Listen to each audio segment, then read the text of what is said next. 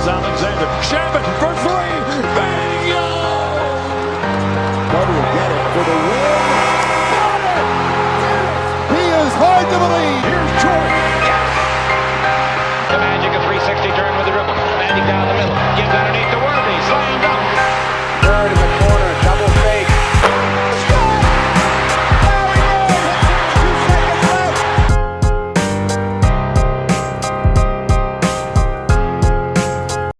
What's going on, guys? Welcome to Dime Dropper for our first ever Dime Dropper featuring a guest from either the NBA or NCAA personnel. Our first guest, starting close to home.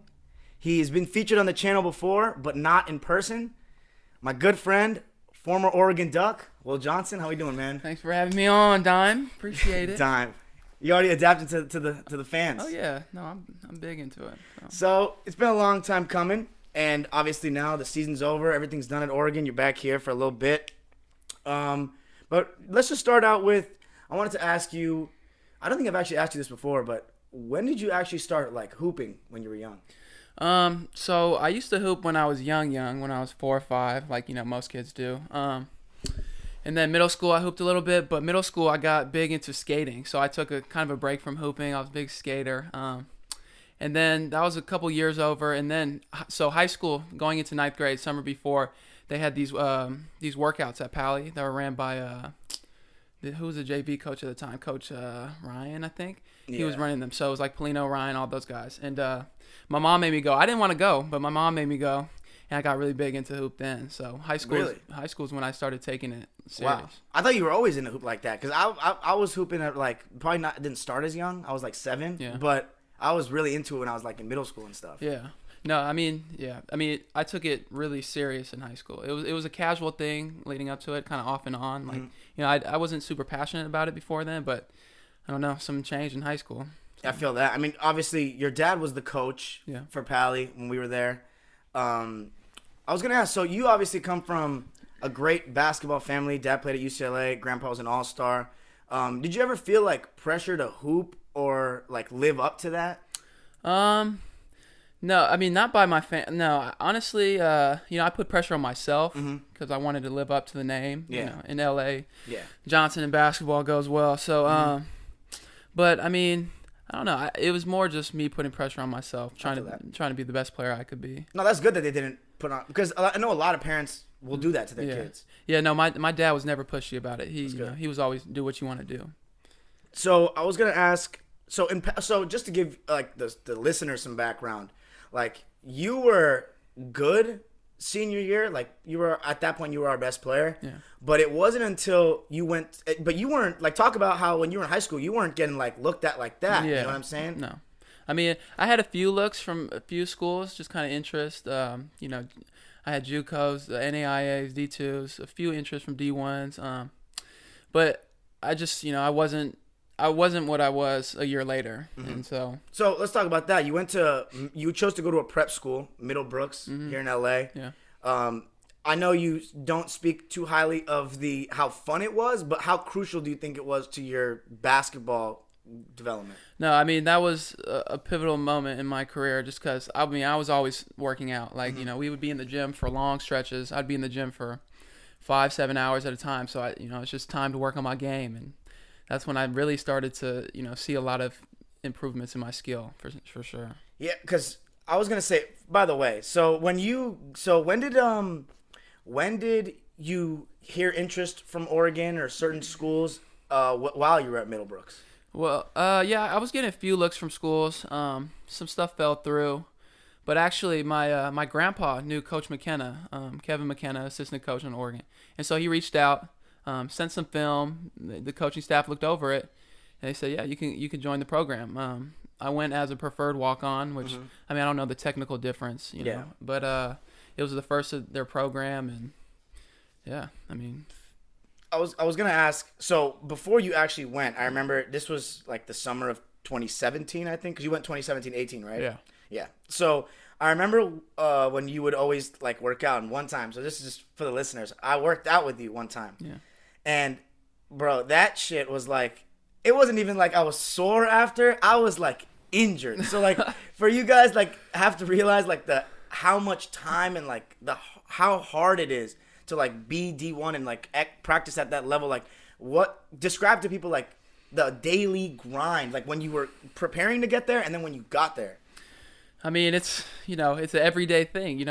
There's truly no days off. You don't necessarily have to work out every day, but you're always doing something to improve, whether it's stretching, icing, film on your off days. Obviously you got to do the physical stuff. You got to be in incredible shape all the time. Strength is something that I don't think enough kids place enough emphasis on growing up. And I know when you're younger, it's a little harder to build weight and build strength, but no, when you get to D1, those guys, they're grown men. Payton Pritchard, he was in the weight room all the time, and when he was consistently in the weight room, he was always in the weight room, but there's a big difference in his junior, senior year, and you see, he started averaging 20, dominating the Pac-12. So it's just the grind. The grind is tough. It's every day. Yeah, just from the outside looking in, it's definitely like a full-time job. Oh yeah, for sure. Yeah. I was gonna also ask. So, yeah, you got there. You guys had just come off the Final Four run. Yeah.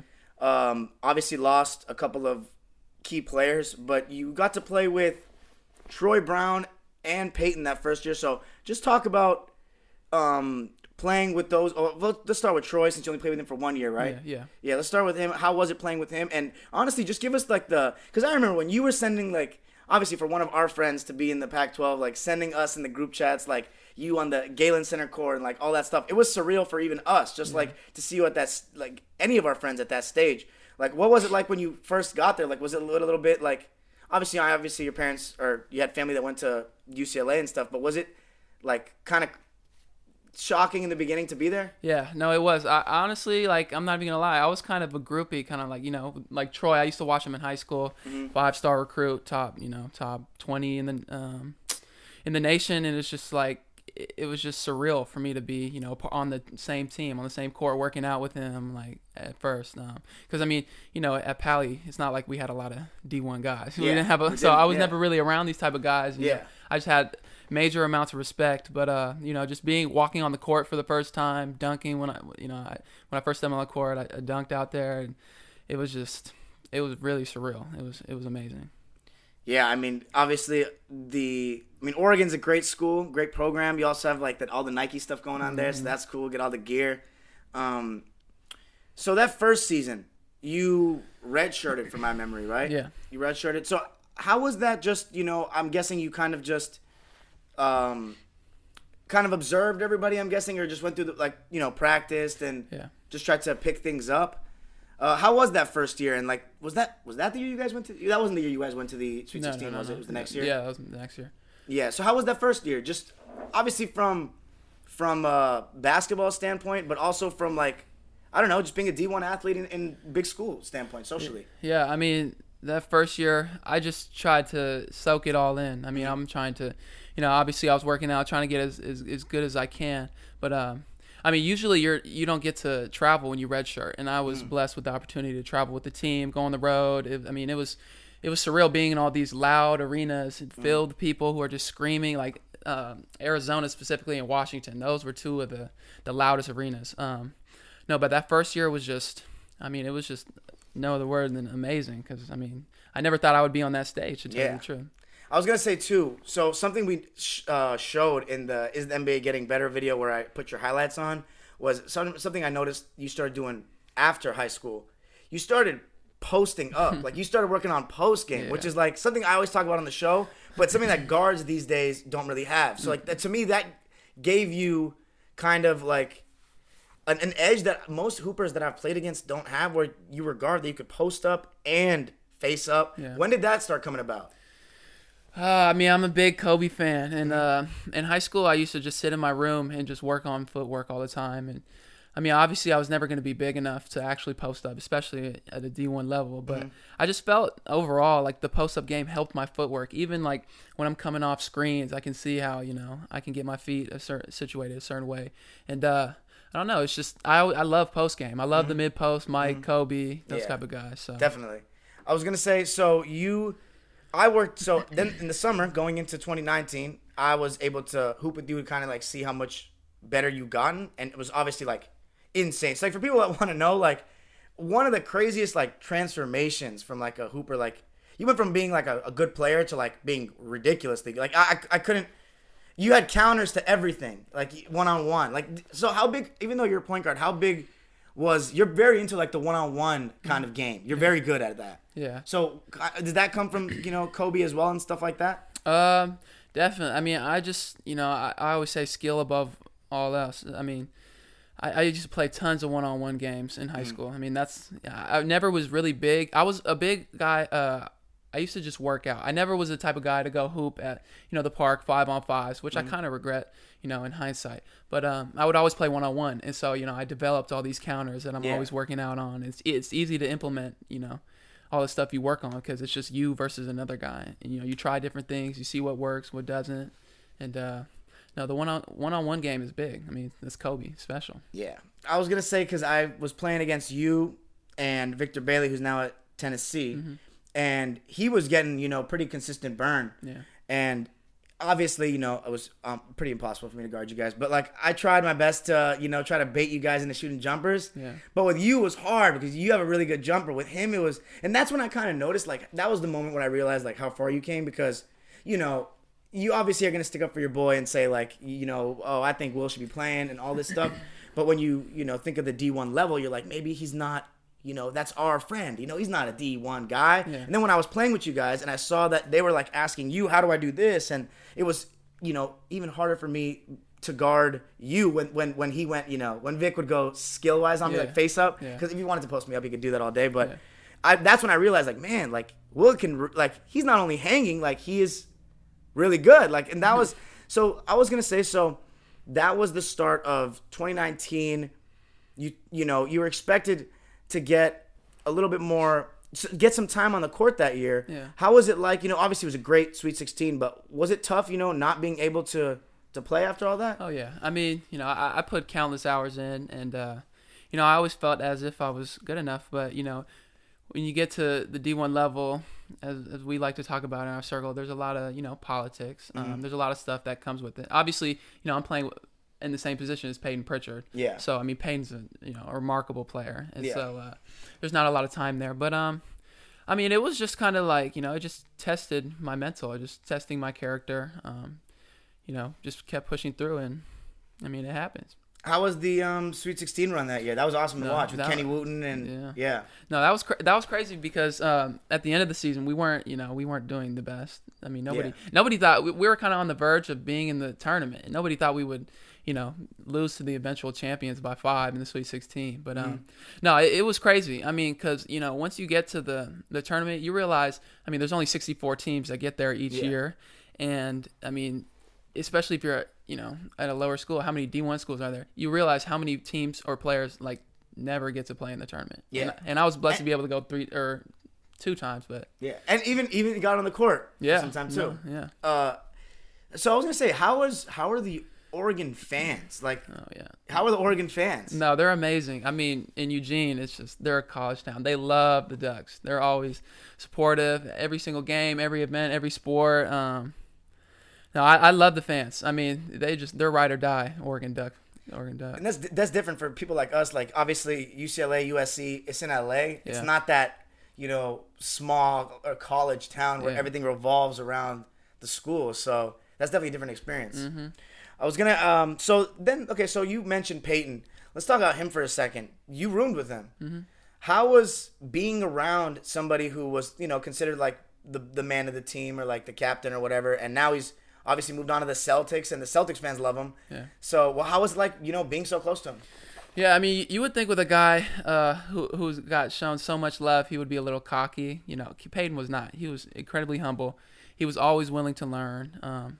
He's a great person, just as a human being. And I think it was good for us to be roommates because I feel like we kind of connect on how we view the game, how we view work ethic and what it takes. To get to the next level, And so, I'm not surprised by anything he's doing in the league now. I'm not surprised that, he's dang near starting, Yeah. Everything he's done. I mean, he's worked every day. He's consistent in his workouts. He had a little whiteboard in his room where he would write down all his workouts. He had a journal where he's keeping track of the little stuff. He's doing the ankle mobility, the little stuff that people don't. And that's what it comes down to. I mean, between D1, everybody is nice and athletic in D1, but the difference between D1 and pro is the guys who are willing to get down to the nitty-gritty, detailed stuff. And Payton was that type of guy. Yeah, and you can tell what he plays, man. That guy, if we had, however many players in the league that played like that with that kind of intensity, man, I feel like the league would be in a great spot right now. Great league, I'll tell you that. Yeah, no, I'm not surprised because obviously I've heard it from you, so that's why I was always, when we talk about the Celtics this season, I told my Celtics fans, I was like, he's going to be good, and he's won them over so quick. Yeah. I was going to say 2020, you got injured that year. Yeah. Talk about how hard it was to, when you were like kind of moving up in the ranks in a way, like, okay, now maybe I'm going to get more of a chance, and then talk about the injury, like what it was too. So it was crazy. So I think it was summer 2019. I initially fractured my fibula, the side bone on your leg. And I was playing in a run. And so I fractured it. I was out for about, I would say 3 to 4 months with that. First day I get back to practice, I'm doing well. I hit a couple buckets. I remember I was feeling good. Like I hadn't lost a step. And we were doing a one-on-one drill, and there was just one play where I spun and my leg kind of gave out, and I felt a pop, and I just couldn't move for a second. And then I got up eventually, about 30, 45 seconds in. I got up and I'm like, okay, I'm good. I'm limping off, whatever.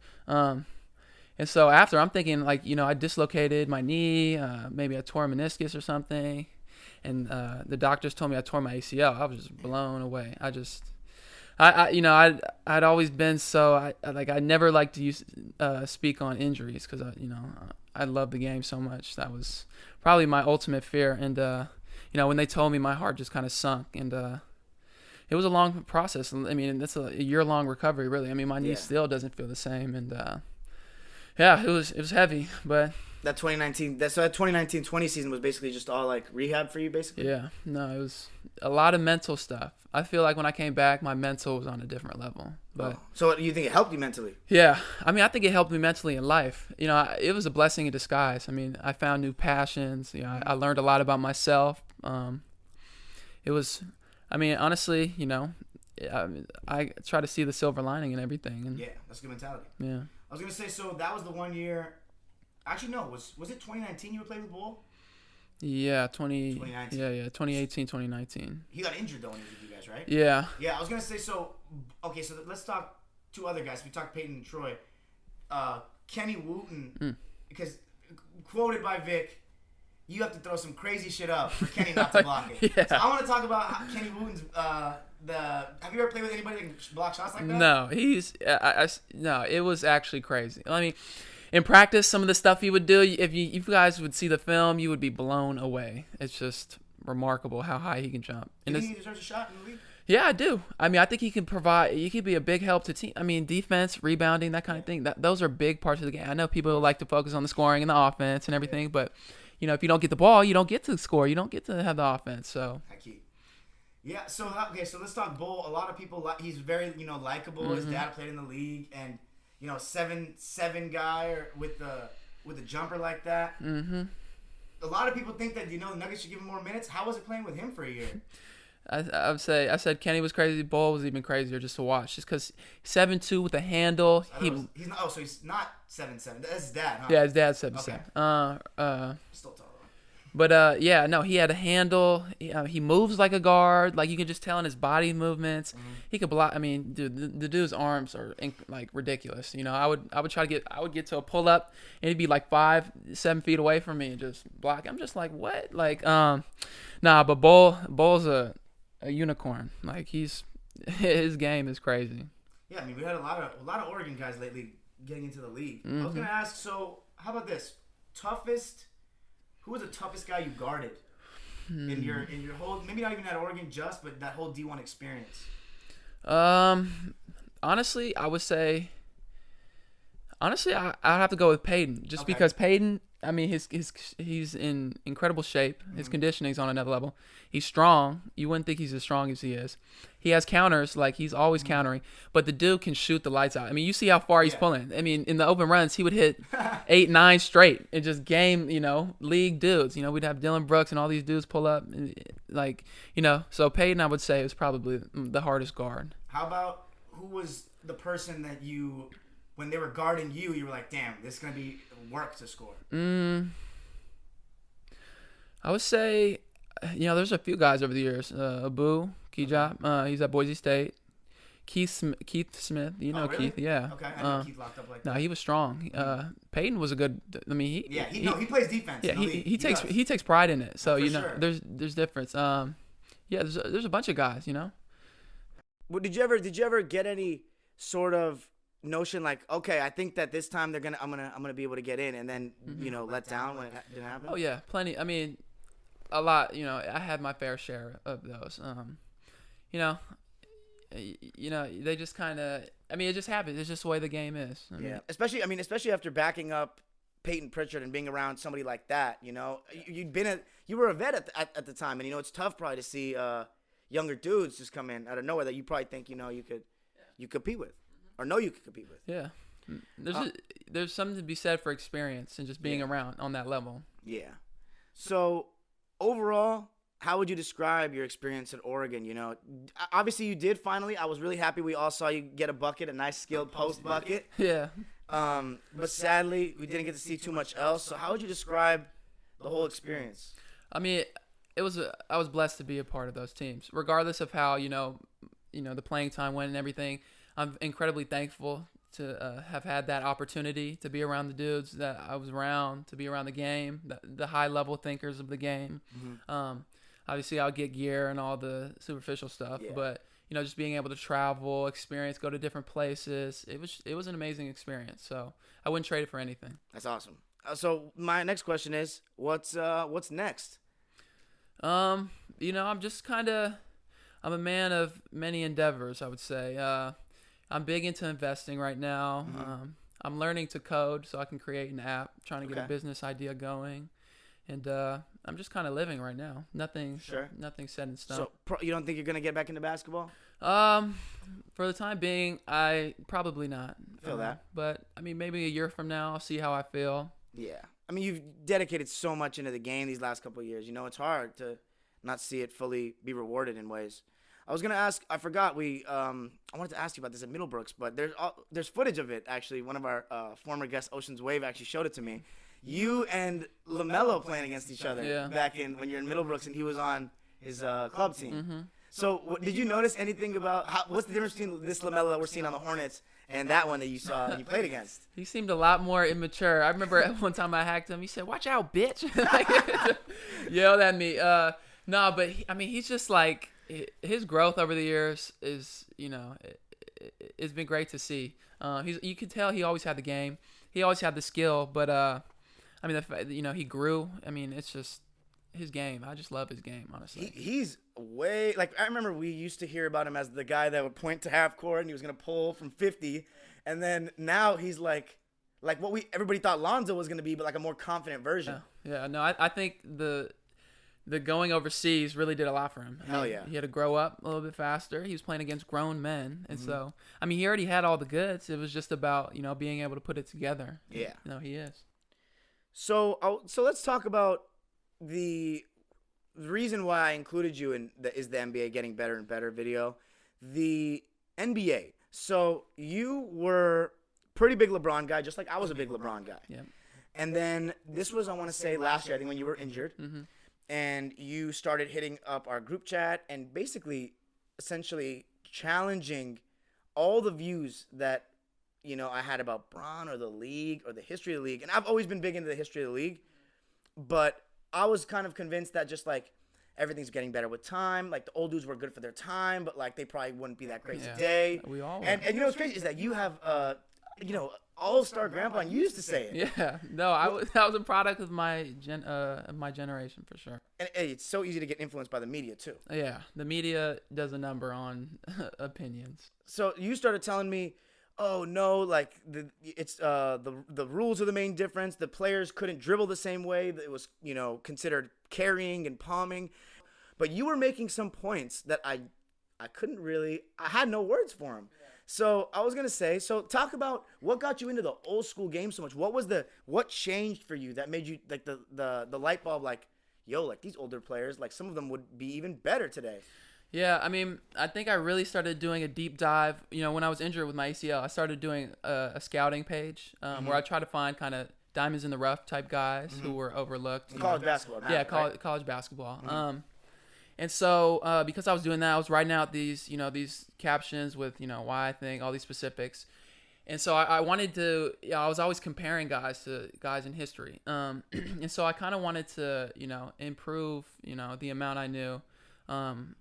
Specific guys and their games and their skill sets. And so I would go through a list of all the NBA guys, all the players who ever played in the NBA. I went through a list. I didn't finish it, but I started getting into just watching their film, like alphabetical. Like I would go A through Z. I remember you telling me that. I forgot about that. Yeah, you were really going. That's hardcore dedication right there. Yeah. But so I just started watching a lot of film, and I'm just like, these guys are just as good as guys today. I used to think, guys were just weak, plumbers, all these, ignorant, statements that are perpetuated by, just the NBA Twitter. It's just terrible. But no, I just, I don't know what really flipped the switch, but I think just understanding that these guys were just as good as guys today, just as skilled. It was just different. Okay, so that's what I was going to ask. I was going to say, so today we talk about the three-point skill and the fancy handles and all that. What were the skills that you noticed were better in the past that the casual fan, the young kid, isn't noticing?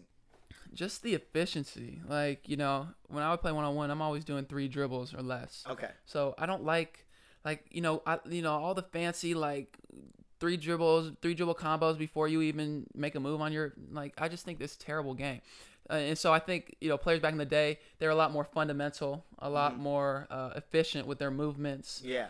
And less wasted movement. Yeah, exactly. So, I mean, it's just different. And the biggest thing I notice when I watch is all that what you're saying, but with less space to operate. So you don't even have the room to kind of make all those moves. You know what I mean? You gotta work in more tightly confined spaces. Yeah, no, I mean, defensive 3 seconds is a big big thing. That came in like the last 15, 16 years. Yeah. Because, so here's the crazy part, though. You completely turned on LeBron. Mm-hmm. So I want you to talk about what happened that made you, just from looking at his legacy perspective. Yeah. What was the change in your mental that was like, man, maybe like, used to be, for people that don't know, I used to be like asking our chats, be like, who's the best point guard in the league? Who's the best small forward? Who's the best center? And this man would go, LeBron, every time. So what? Now you're just like, oh, this guy is, he's so weak. Like, yeah. not so weak, but you know what I mean. Yeah, I mean, weak. So if I ever say something about LeBron, it's always when it's compared to other guys, the Michaels, the Kobes to me. I think the switch, though, when Kobe died, I don't know. I just kind of like, it hit me hard because, Kobe is one of my biggest inspirations. I mean, as with so many people. Yeah. And so, I don't know. I just started appreciating, his mentality, his approach to the game, his desire to win. And I just feel like LeBron just lacked it. It's like 2011, like, 8 points in a game. Like, come on, man. Like, you are an NBA legend, one of the GOATs. And so, I don't know. I just, I appreciate that type of mentality, the Kobe mentality, the will to win. I was going to ask, this is a big thing with hoopers at any level, and I don't think that people talk about it enough. How big do you think confidence is in terms of like how good a player is? And people don't know. They're like, oh, he's a better passer, he's a better like, what about the mental side of things? No, so, confidence is everything. Like, for me specifically, after coming off my ACL injury, I lacked a lot of confidence. I put in, a lot of time. I had all the skills. It would come out every now and then, but I feel like, once I understood the mental part of the game is when I started seeing exponential growth in, my production. And so I think the mental is everything in life. Obviously you have to put in the physical work as with any career. But the mental is what separates people, and the mental is why guys, Bill Russell, Michael Jordan, Kobe, all these guys, Kareem, that's why they are who they are. And I just think, I'm not going to say LeBron lacks confidence, but I think sometimes, in his earlier career, it just didn't come off as, I mean, relatively speaking to the guys you're naming, I would say he does a little bit. Yeah. And of course, here's the thing. Like, when we're talking about this, like, Bron, to get where he's gotten, he has more confidence than, like, 99% of hoopers in the world. Ever, honestly. Yeah. But, we're talking about, like, as you say, like, who he's compared to. Yeah. So, was it more just, like, going back and watching the film of these guys that was the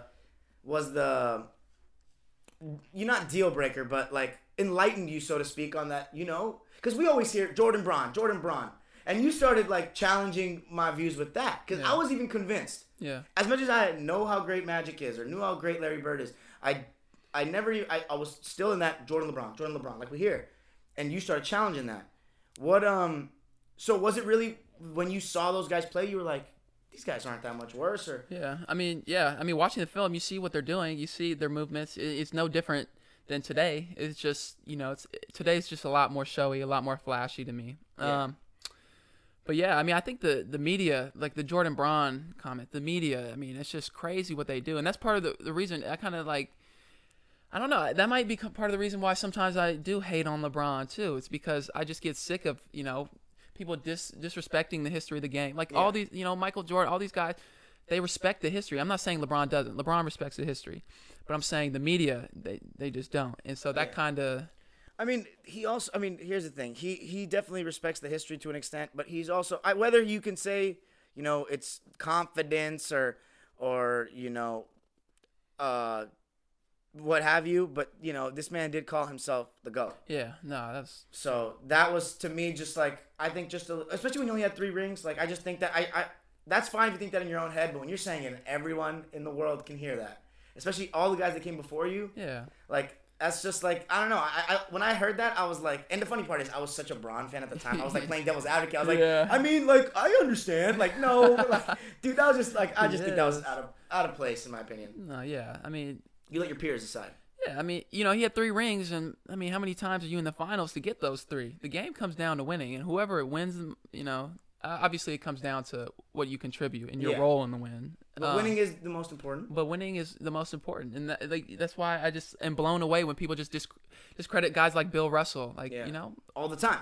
Yeah, it's just like this whole society, this whole generation is just it's the generation of disrespect. Yeah, and I feel like another thing that's hurt the respect of the game is the infatuation with stats. Yeah, everybody loves the stats. Man. Yeah, no, it's because a guy like Bill is the type where you look at the stats like, oh man, like low-key he's overrated. He's like, weak, but when you actually kind of like learn about how he approached the game from like a mental side and like leadership side, you're like, wow, like he's got a great GOAT argument. Yeah. So might as well ask you, since I always ask this to people that are students of the game. No, you don't have to give an order, but updated. Who's your top 5? Top 5. And mind you, when he says this, and there's gonna be some pushback of maybe players that we weren't alive to see. I mean, you put in some time to watch the games. Yeah. Bill, Russell, Kareem, Mike, Larry Bird, best small forward ever to me. Oh wow. Okay, well, I'm gonna keep going. I'm gonna ask some about that. And then I kind of go back and forth between Magic and Kobe. Yeah, that's a tough one. But I would say 5A, 5B, Magic, Kobe. Okay, so the fact that you had Larry Bird over Kobe, Magic, and Bron is gonna spark some outrage maybe. So I usually try to stay away from the debate stuff because I'm trying to, like, as you said, like try to talk about the actual what goes on. Like nowadays, bro, it's all narratives. I feel like they're not talking about why is a guy losing, why is we gotta talk about the why people are winning, why they're losing. So I was gonna ask. Let's do it. Exercise. I'm gonna be arguing for Bron, and you go for Larry. Give me your case. Okay. How can Larry be better than Bron when Bron has more rings? He is. If you look on the accolades on a piece of paper on his resume, he's passed him in every stat. He has more All-NBA first teams. I think he has more defensive teams. If you look at the resume, and even the stats, Bron has him beat in every category. Yeah, I mean, stats specifically, I mean, this era is the era of inflation. Numbers don't mean what they used to. So when Larry's averaging 28, that's a real 28. It's, 28, everybody's getting 28 now. Yeah. Counter argument, what about when LeBron played before the last 5 years with the too inflated stats. I mean, mean, it's probably easier than. I mean, the pace in the '80s was high, but obviously, can't put the hands on the perimeter players as much anymore. But still, though, he still put up stats in the good eras. Yeah. No, I mean, I'm not defense discrediting his stats. Yeah. I mean, obviously he's putting up stats. You have to be good. You have to have game to do it. But I just feel like, the generation Larry played in, and I mean, I can't hold this against LeBron, but the generation Larry played in was a lot tougher defensively. It was a lot more team oriented. I feel like sometimes LeBron is very, stat guy. He wants to get his stats. He doesn't necessarily sacrifice to get the win.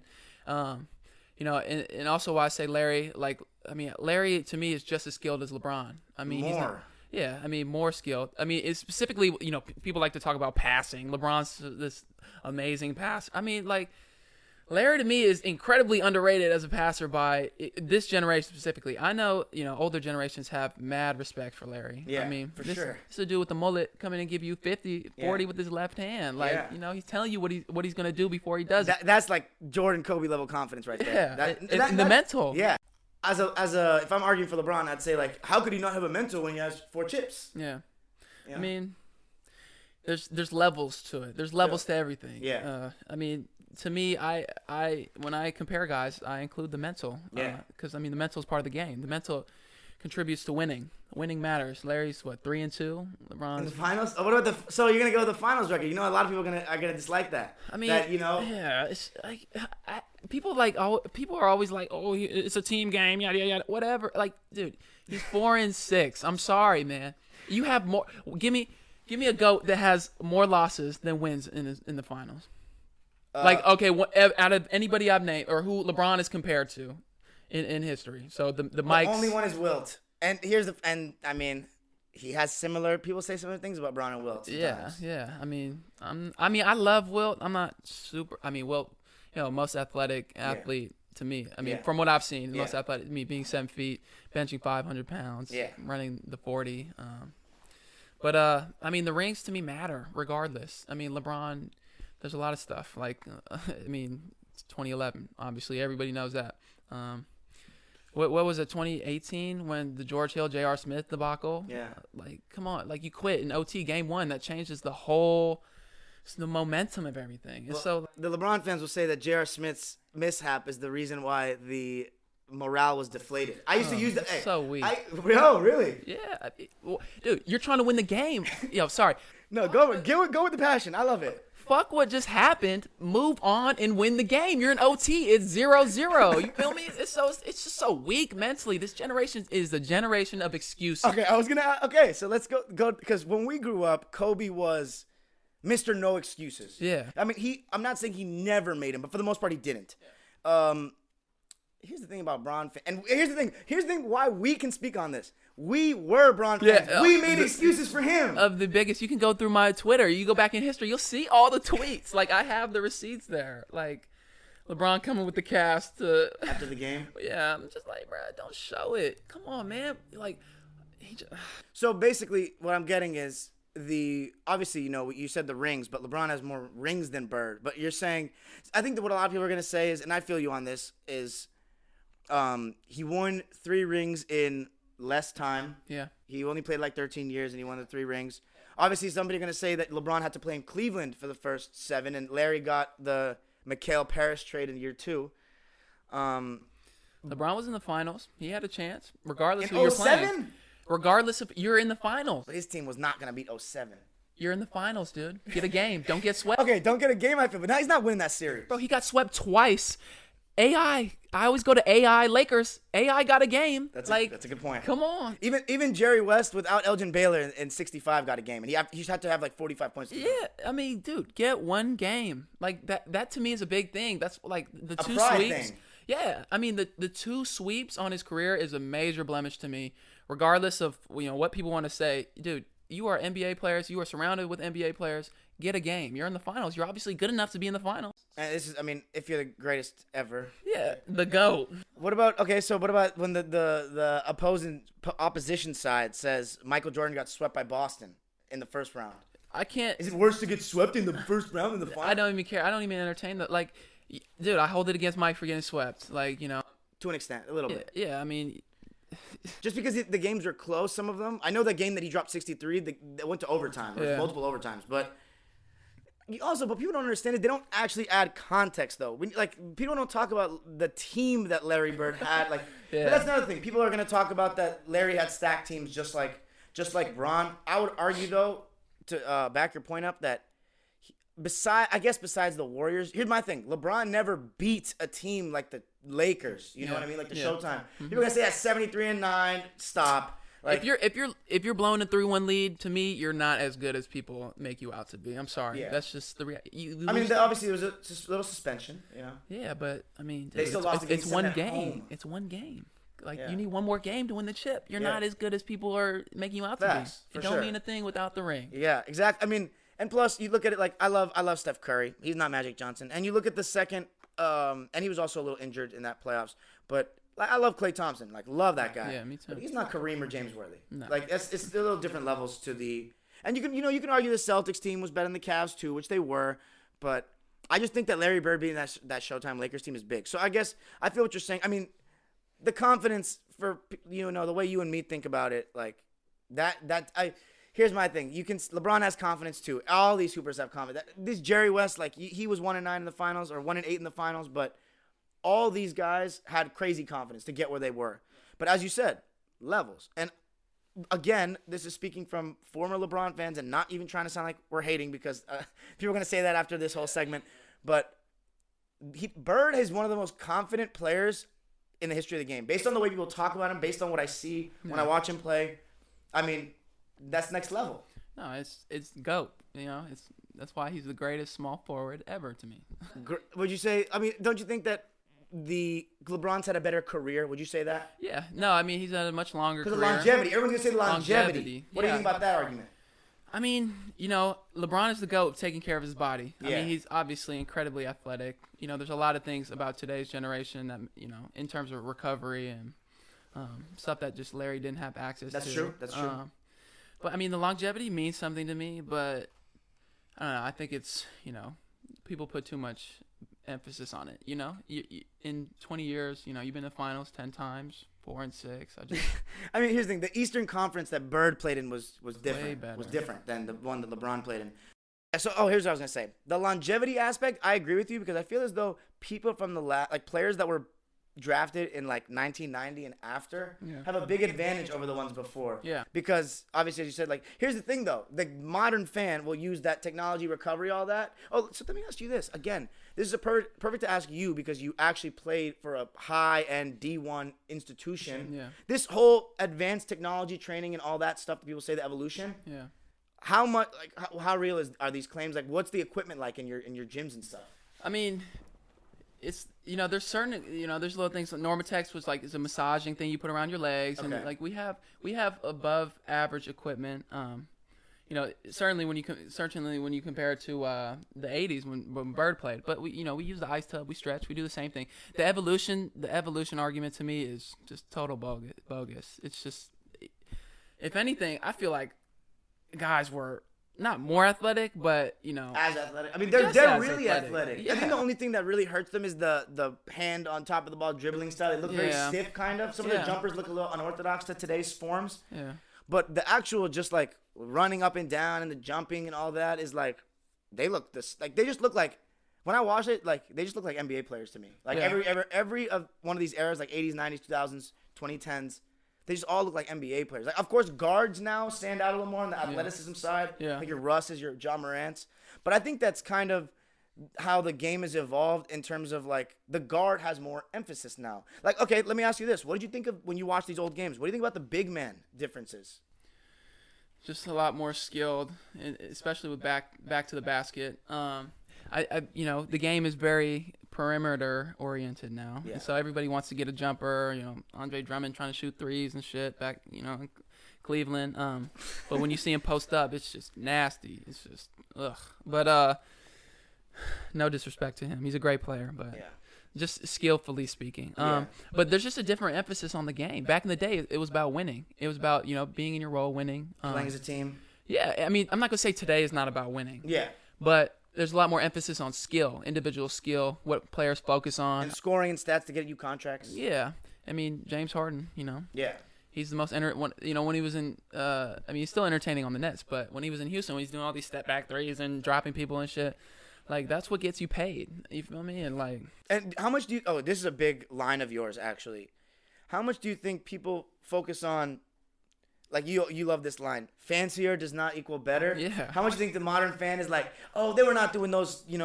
Kyrie, tween, cross, step back. Like. Yeah. I mean, dude, it's about getting to a spot and getting a bucket. That's what it comes down to. It's not about how you get there. It's about what you do. It's the handshake rule is obviously a big thing. There's a lot more hand checks back in the day. So that's why I say guys were, if anything, a little bit more skilled. It's just a different type of skill. Yeah. It's how you look at it. If I have a hand check, I got a strong ass dude putting his arm bar on me, and I'm still getting to a spot. I'm still doing even through the legs, all that, the moves and shit. Like that to me is more skillful than, no hand check, just space to operate freely, be able to in and out tween behind the back. Like that doesn't equate to skill. Yeah. And you know what I hate is when people say that oh no, you can't just do those one or two dribble moves today. Like you'll get blocked or we watch Kawhi. Like he doesn't overcomplicate things at all. Like there are still guys in the league that are efficient. Like even Steph Curry. Yeah. He's a threat. Like everybody got to close out on him, but he doesn't waste dribbles like that. No, he plays the right way. I mean, yeah. So who are some of your favorite players in the modern game? Now that LeBron's not anymore. Well, this is gonna be kind of I might be a hypocrite, but I love Kyrie just because. Okay. I mean, Kyrie to me is probably, I view him as the most skilled player ever. Okay. Him and Kobe. Yeah. Kobe's mine, but Kyrie's a great shot too. Yeah. He's one of the best I've seen ever. Yeah. No, his finishing, his both hands. Flow. Yeah. I mean, his body movement, the way he can squeeze through tight spaces. I also like. I like Ja Morant. Yeah, me too. Ja is nice. I mean, he's smooth. He's got the right mentality too. Like look at the way Memphis has been covered since he got there, like no attention, but like they're playoff contenders these 2 years. It's like no one thought that was gonna be a thing. No, he's a hooper. He's nice. So I mean, obviously I love Payton's game. CJ was one you liked too, right? CJ McCollum. I love CJ McCollum. I mean, him and Bradley Beal. Mm-hmm. They're nice. Their game's crazy. I was so talking about that you need all these dribbles to get off type stuff. Like people say that we were talking about Bird. People are just like, oh, Bird is slow. Like he's not getting that shit off against the long athletic dudes of today. It's like, bro, he's 6'10". Yeah. Like, come on, with game and IQ. Yeah. Like the IQ is, Like, one thing you do that a lot of hoopers don't do like much anymore? Pump fakes. Yeah. And Bird and Kobe utilized the hell out of that. Yeah. People would be smart to incorporate it into their games. I mean, people like to, discredit the mid-range and the back to the basket post-up game. They don't like it. They like the face-up. But, the greatest scorers of all time, some of the, like Mike, Kobe, Bird, dude, they all utilize all of these things. And so why are younger generations moving away from that? Why do we not focus on, what the GOATs did? What do you think of the whole modern training? So let me ask you this. The way you're talking, it sounds like you think that the training is not as good in ways. Yeah, I just think stuff gets overcomplicated. Okay. I mean, the game is a simple game. It's just read and react. You feel me? So, people like to do all these cones, and I see I'm possible. You're jumping over barriers and to finishes and all this shit. No, just work on your legs, work on your jump height, and then get in the open gym and just work on different finishes. Just be creative. Mm-hmm. But I'm not gonna say the training is worse today. I just think it gets overcomplicated. Yeah, I mean, and here's the thing. Obviously, you said we emphasize different things, but also we talk about the athleticism and stuff of the past, and you said that you basically the guys are showing up to Oregon not getting exponentially more athletic because they got these facilities and stuff. That's all mostly genetics. Yeah. I was gonna say. So let me ask you this. I haven't asked you about this yet. Have you tapped into talking to Marques about since you've been getting into the old game and stuff? How much do you guys talk? I've talked to him a little bit about it. He busy guy. He's very knowledgeable. He always gives me players to look at, like Mickey Johnson. He has, of course, a different viewpoint than a lot of. I mean, he was an NBA legend. Yeah. He grew up in, one of the greatest eras for basketball. And so, I love breaking the old game down because, he has a good perspective because, he's in the game today. So he sees the mix. Exactly. And I just don't want to come off as like a complete hater of today's game. These guys obviously are incredible players. They all have major game. Like they're in the league for a reason. And I think our problem more is not as much with the players as it is the league and the way it is. Yeah. We don't want to see guys like resting all the time and like we get it. There's a lot of games in the NBA season. I mean, you guys had 30 games. Like, imagine nearly 3 times that amount. Yeah, and but you're traveling. But it's just hard for us to come from seeing the Kobes, the Dirks, the D Wades, and I know the league has gotten more fast paced, which is a lot of people's argument. Like, guys weren't 10 years ago running this much on a court. But then people like us that watched the 80s and the Lakers of the old Showtime and see that the pace in the 80s was as fast, if not faster. So again, I feel like we make a lot of excuses, and I think it's just that. We talk about it. The money's up in today's game. Yeah. So, you want to take care of the athletes so, your $1 million investments don't get hurt. Yeah. I mean, but it's crazy. We're seeing more injuries. Yeah. I don't know if it has to do with the coronavirus, with COVID or just the fact guys aren't constantly, playing. I mean, even so I see both sides. Like I see you're playing 82 games every year. That's incredibly taxing on your body. But I also see if you're not getting that, constant game in, that how it could make your body weaker in some ways, and when you do, have to return to a playoff type mode, and you have to be in this certain intensity and pace. It's hard to come back. Because I don't know how hard you guys practice, but I know in the league, like Steve Kerr was saying, and then Glenn Rivers last year was saying how like we don't go full speed practices that much anymore. Yeah. You know what I mean? Back in when Mike, as we're talking about when Mike played, they were saying like that. We watched The Last Dance, that '96 season, like every practice was war. Like Jordan always talks about practices. No, I mean, our practices were intense, but as we got closer to the games, they slowed up. We'd have like 3-4 hour practices in summer, and as we get further into the year, it become 2 to an hour and a half, an hour. So. One thing I like about the college game though is you guys, obviously again, you could kind of point to the less games, but also you guys don't have the security of some of the league players. A lot of them, some of those guys got contracts, big contracts. You guys the college players play hard, man. Yeah. They really compete. I mean, it's crazy though. You can't be rewarded the same way. I don't know. The whole NCAA system.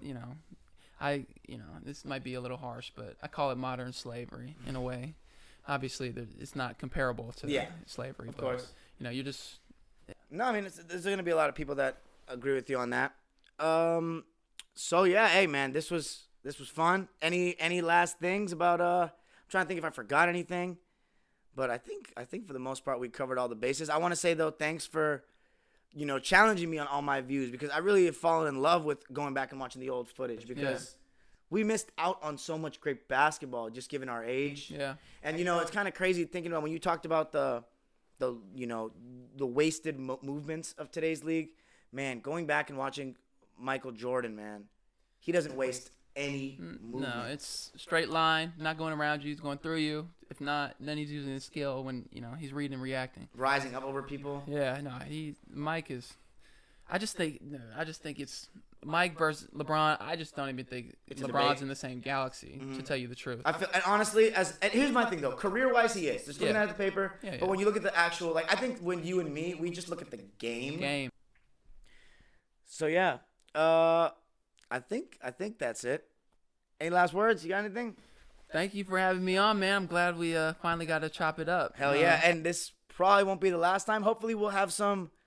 Maybe we'll work on some old school content or something together, something like that. But hopefully I don't get too much hate for the LeBron comments. My comments on for the Bronze section. Hey man, here's the thing, man. At the end of the day, you say your comments, but I think a lot of people think that we speak out of it's not even hate to me. I think it's just more we're taught the game a certain way. Certain things align with the way that we view the game, and some stuff that we see from him or certain other dudes today, just kind of like, this is not how we were brought up. When we see Bird throwing his body all over the place, that just, I don't know, that resonates with me. There's just a different desire to win to me. Yeah. Back in the day. And we're not saying that guys like that don't exist today. We still got the Jimmy Butlers, the Dames.